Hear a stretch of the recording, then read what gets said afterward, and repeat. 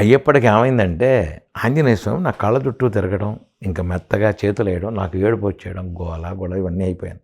కళ్ళ మధ్య బయటకు నడిస్తే చాలు స్వామి ఇక్కడ వచ్చాడు, ఇవన్నీ గోలవుతుంటే గురుగారికి చెప్పా, గురుగారు నా వల్ల కావట్లేదండి ఇది, మీరేదో మంత్రం ఇచ్చారు, నేను ఇస్తే నా పక్కన కూర్చుంటే నాకు పని ఎలా అవుతుంది. ఆయన నవ్వారు. అవి ఇది ఎవరికీ సాధ్యం కాదు, నేను చాలామందికి ఇచ్చాను, సాధ్యం కాదు, నీకు అయింది. తారక మంత్రం తీసుకో.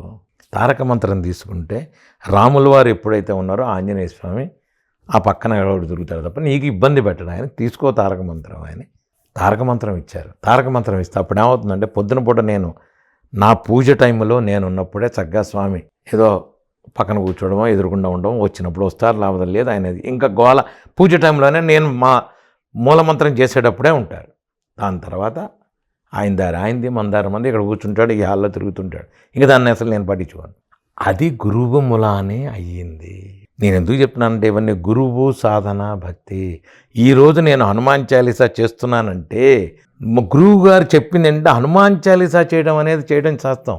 మంత్ర దిగ్బంధనం చేసి హనుమాన్ చాలీసా చేయడం అనేది మూలమంత్రం దిగ్బంధనం చేసి హనుమాన్ చాలీసా పారాయణ చేస్తే స్వామివారు అక్కడే తిరుగుతుంటారు. దీన్ని నేను లోక కళ్యాణార్థమే చేస్తా. లోకా సమస్తా సుఖినో భవంతు.